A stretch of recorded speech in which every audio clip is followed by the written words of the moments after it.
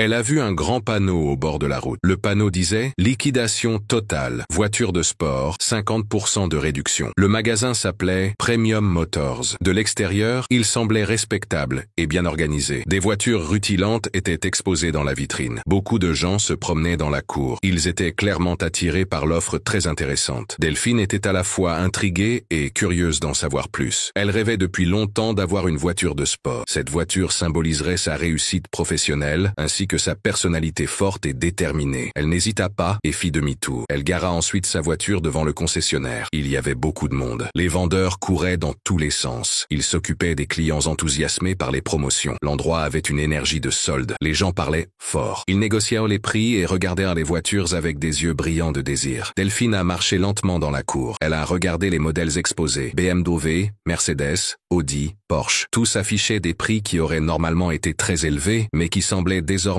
étonnamment abordables. C'est à ce moment-là que son regard s'est posé sur cette Porsche rouge qui se trouvait au milieu du concessionnaire. La voiture était magnifique. Ses lignes étaient parfaites et sa peinture était impeccable, brillant comme un miroir sous les lumières du plafond. L'intérieur était en cuir noir et respirait le luxe et l'élégance. Delphine s'avança prudemment. Elle sentit son cœur battre plus fort. C'était exactement la voiture qu'elle avait toujours rêvé de conduire lorsqu'elle aurait un bon poste au FBI, un symbole de victoire, de liberté et d'une vie construite à la sueur de son front. « Cette petite merveille vous intéresse ?» demanda une voix derrière elle. Delphine se retourna et vit un vendeur d'âge moyen. Il était bien habillé et arborait un sourire professionnel. « C'est l'un de nos modèles les plus importants. Une Porsche 911 Turbo, presque neuve, avec toutes les options disponibles. Son prix habituel est de 160 000 $, mais aujourd'hui, vous pouvez la voir pour seulement 80 000 $. Le prix est de 80 000 $. C'était une somme importante, mais pas impossible pour quelqu'un comme lui. Delphine avait économisé beaucoup d'argent au fil des ans. Elle avait vécu simplement et avait placé la majeure partie de son salaire dans des investissements. De plus, elle avait reçu des primes importantes pour les opérations qu'elle avait menées à bien. L'argent était sur son compte, attendant une occasion comme celle-ci. « Je peux regarder de plus près ?» demanda-t-elle en essayant de rester calme et de ne pas montrer la joie qui grandissait en elle. « Bien sûr, je vous en prie. Vous pouvez même faire un tour si vous voulez, » dit le vendeur en tenant les clés et en faisant un geste amical. Delphine ouvrit la portière de la voiture et s'assit sur le siège en cuir. L'intérieur était encore plus incroyable que je ne l'avais imaginé. Il y avait un tableau de bord numérique moderne, un volant sportif qui tenait parfaitement dans mes mains et des sièges qui semblaient avoir été faits pour moi. Elle a démarré le moteur et a senti la puissance du moteur turbo. Le son était fort et grave. Cela a fait battre son cœur plus vite. C'était comme si la voiture avait une vie propre. Elle semblait pleine d'énergie et voulait montrer ce dont elle était capable. Le retour de l'essai fut une surprise. La voiture réagissait au moindre coup d'accélérateur avec beaucoup de puissance. Elle se déplaçait dans les rues comme si elle lévitait. La direction était très bonne. Les freins étaient fiables. La sensation générale était celle de conduire une machine de grande qualité fabriquée en Allemagne. Lorsqu'elle revint au concessionnaire, son choix était déjà fait, mais quelque chose la dérangeait encore. Il était normal pour sa profession d'être méfiante. Elle avait l'habitude de remettre en question les situations qui semblaient trop belles pour être vraies. « Êtes-vous sûr que tous les documents sont en règle? Une promotion comme celle-ci n'est pas normale sur le marché » demanda-t-elle au vendeur. Elle le regarda dans les yeux, à la recherche du moindre signe de nervosité ou de mensonge. L'homme lui sourit calmement et simplement. « Madame, je comprends très bien votre inquiétude. C'est cette méfiance qui fait que les gens passent à côté d'occasions exceptionnelles.